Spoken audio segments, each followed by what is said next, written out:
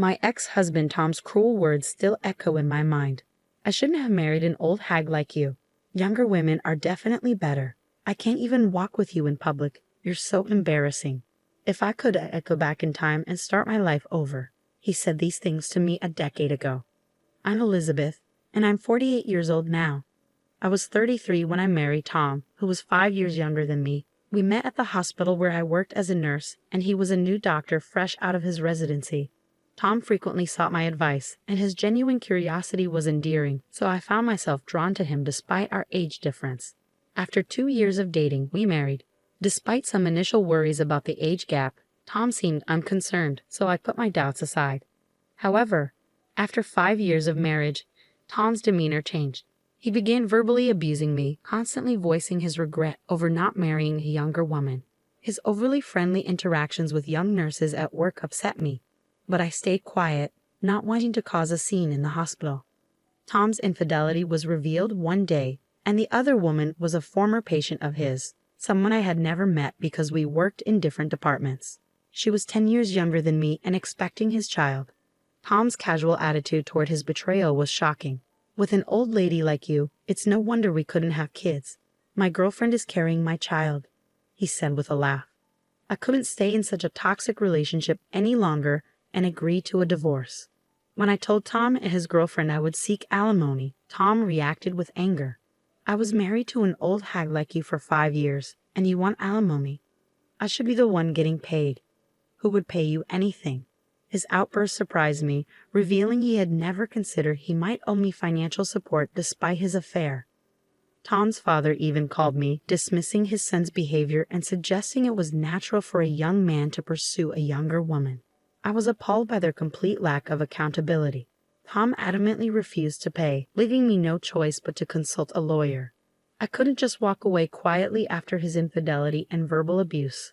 The lawyer assured me I had the right to seek alimony, and I entrusted them with the process.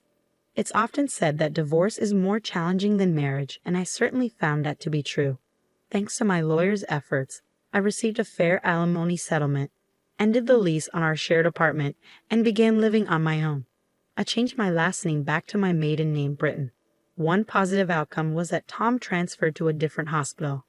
I wouldn't want to work with a greedy old hag like you, he remarked as a final jab, though he quickly secured a new position at another hospital. Likely in anticipation of backlash from marrying his mistress, it was clear he had planned his next move carefully. Despite everything, rumors about me circulated, suggesting I had been cast aside by my younger husband. This constant gossip weighed heavily on me and made me feel paranoid. Eventually, I left my job at the hospital. After some time aimlessly drifting, I decided to pursue work again, as I thrive on staying busy and active. Luckily, I found a small maternity clinic just 2 stops away from my new home that was looking for nurses, and I was hired immediately. Though the hospital was small with few doctors and nurses, it was a pleasant work environment where everyone got along well with patients. Miss Britton, you have a keen eye and the patients adore you. We're fortunate to have you, they would tell me. But my peace didn't last long. A pregnant woman was referred to us from another hospital, and I immediately recognized her name, Sarah Evans. She shared the same last name as Tom's mistress. Curious, I checked her husband's name, Tom Evans, a doctor. Without a doubt, it was my ex-husband Tom. His new hospital lacked an obstetrics department, so they had been referred to us. Since I had resumed my maiden name and we had never met in person, she did not recognize me, but I never expected our paths to cross here. I hesitated to reveal to anyone that she was my ex-husband's mistress, so I kept the information to myself for a few days. Then one day, Tom accompanied his wife to her checkup. His eyes widened in shock when he saw me. Clearly, he had not anticipated running into me here, and I certainly had no desire to see him either. "What are you doing here?" Tom questioned me, and his wife quickly realized who I was. "Wait, is she here to harass us?" she asked, casting an accusatory glance in my direction. "Of course not," I replied. "I was here first. I had no idea Tom had moved near this hospital." But Tom refused to hear my side of the story and accused me of following them to cause trouble. "You're stalking me, aren't you?" he shouted. "Don't be absurd." "Why would I do that? You squeezed money out of me because you're old and got dumped, he yelled, causing everyone in the examination room to learn about our relationship. The stares of the onlookers made me feel uncomfortable, even though I knew Tom was in the wrong. His wife escalated the situation by feigning distress, saying, "Oh, I'm scared. I feel like I've been targeted ever since I came here. What if something happens to my baby?" Tom took this opportunity to demand, "Please keep her away from my wife." The doctor in charge then asked me to leave the examination room, likely just trying to defuse the situation. I understood the need to prioritize patients, but I felt deeply humiliated. I didn't want to be there either, especially because I didn't want the details of my divorce to be exposed.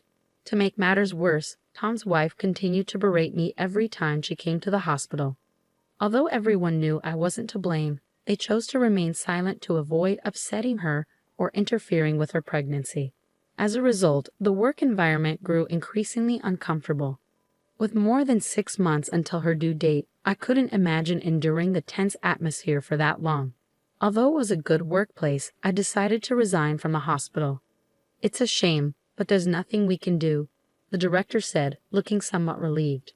Though I knew I had done nothing wrong, it felt as if I were being unjustly penalized. Worn out from the ordeal, I decided not to search for a new hospital job and instead returned to my parents' rural home. They welcomed me without saying a word. Initially, I found it difficult to do anything, but the thought of remaining idle at home made me feel guilty. So I took a part-time job at a nearby supermarket.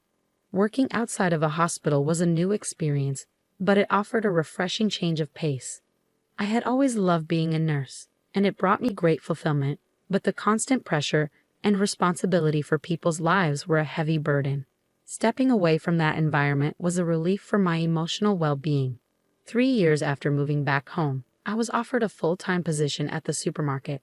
My hard work had been recognized, and I was genuinely pleased to accept the offer. 4 years later, a matchmaker approached me. "Would you consider an arranged marriage?" they asked, catching me off guard. "Excuse me?"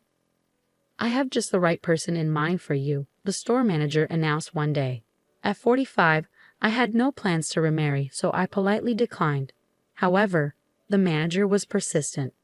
"The potential match is a 47-year-old divorcee, just like you, who went through a similar divorce due to infidelity 20 years ago," the manager explained. In the end, I agreed to at least meet the person. Given our ages, we decided to meet directly without involving any intermediaries. When I arrived at the agreed-upon restaurant, my date was already there waiting.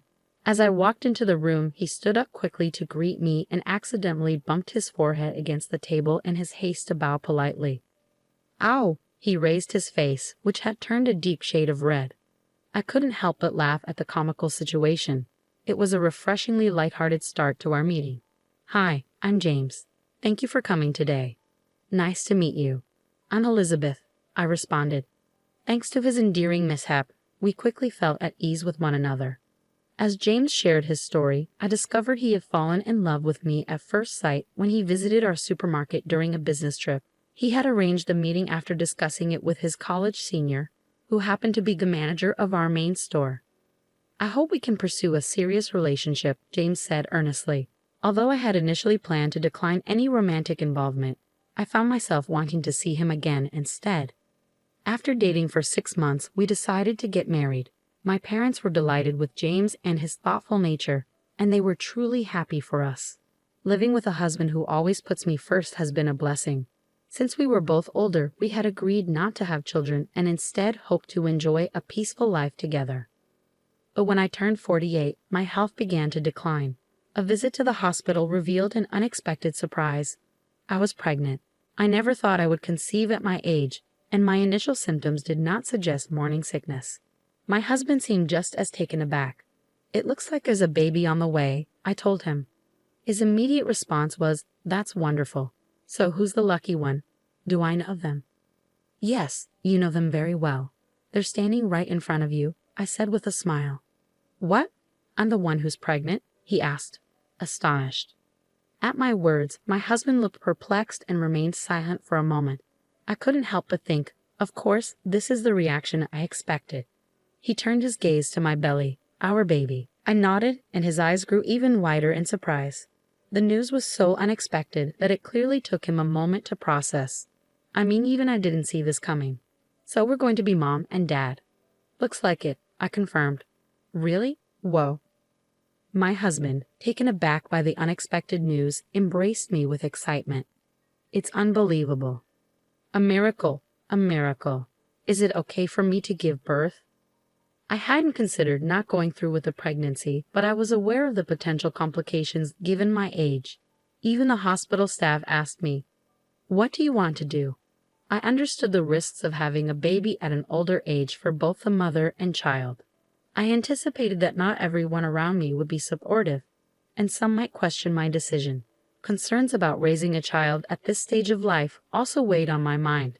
Despite these fears, I couldn't imagine ending the life growing within me. "What are you talking about? Of course, yes," my husband quickly responded.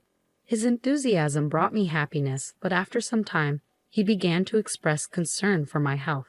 It's easy to imagine the potential challenges even for someone as supportive as my husband. We talked extensively and consulted with our doctor before ultimately deciding to move forward with the pregnancy. While our parents were initially surprised and concerned, they were also genuinely happy for us. We chose to give birth at a large, well-equipped hospital to ensure the best care. The doctor overseeing the pregnancy was kind and reassuring, and on the day of one of my checkups, an internist was scheduled to be present alongside the obstetrician as a precaution. My husband was supposed to accompany me, but he had an unavoidable work commitment, so I attended the appointment alone. To my astonishment, my ex-husband Tom was also at the hospital. I never expected to encounter him in a setting like this. "Wait, seriously? You the 48-year-old pregnant woman?" Tom exclaimed with a laugh. Having a baby at that age is unbelievable. The obstetrician and nurse in the room exchanged confused glances, but Tom seemed unfazed. "You have no right to speak to me like that. I'm genuinely concerned about you, getting pregnant at your age. It's not appropriate. You're already an anxious woman. Are you even qualified to be a doctor? Why are you acting so superior? You should know that most patients here are affluent. Do you not realize you're making a fool of yourself? Excuse me, Dr. Evans, I'll be leaving. I wouldn't want to give birth in a hospital with a doctor like you." "Fine, leave." "Dr. Evans, that woman is the wife of the Miles Group heir, who has made substantial donations to our hospital." "What? Dr. Evans, you might not have realized since you're new to our hospital." "No, but she's mine." "I have no relation to you. Nevertheless, your comments were inappropriate, as Mrs. Miles pointed out. I can't believe a doctor would say such a thing." At that moment, my husband walked in. "Sorry I'm late. My wife has been an immense help to you." He'd immediately noticed my anger, and Tom turned pale, realizing something was amiss. "Is there a problem?" "This man, Dr. Evans, just told me that giving birth at 48 is disgusting." "What?" My usually gentle husband's expression hardened in an instant when he heard my words. Since I mentioned Dr. Evans by name, he likely pieced together that the man in question was my ex-husband. I had shared details of my previous marriage with him, including Tom's name and occupation. "Are you Dr. Evans? You insulted my wife, didn't you?" Well, that's..." "What kind of hospital allows a doctor to insult a patient? I can't trust this place with my wife and our unborn child." As soon as my husband finished speaking, the nurse who had left earlier returned with the hospital director. I was informed there had been some disrespect. "Director, we came to this hospital on my father's recommendation, but I can't believe a doctor like this is on staff here. It seems we've chosen the wrong hospital." "I'm deeply sorry. That's not accurate. This individual is not a member of our medical staff." "What?" "I just terminated his employment." "Director, what?" "I was unaware of his behavior until now. I only hired him as a favor to a friend. We cannot tolerate a doctor who speaks in such a derogatory manner. He will not be practicing here any longer." "Wait, Director, what do you mean?" "Quiet.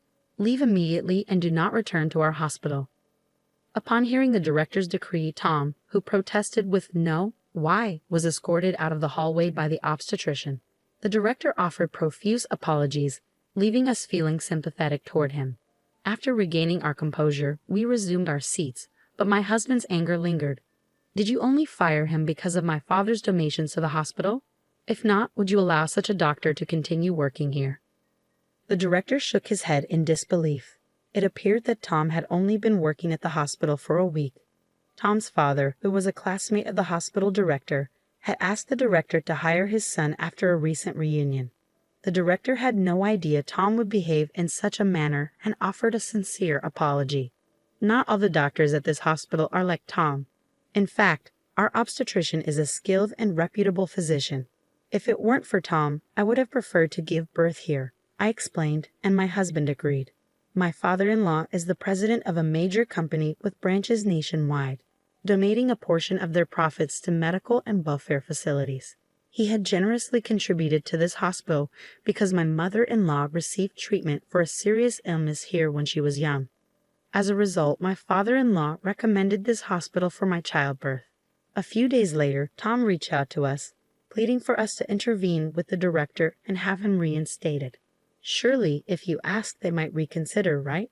It became apparent that Tom had a history of angering patients with his arrogant demeanor and had been repeatedly moving from one hospital to another. It was frustrating to see him repeating the same mistakes time and again.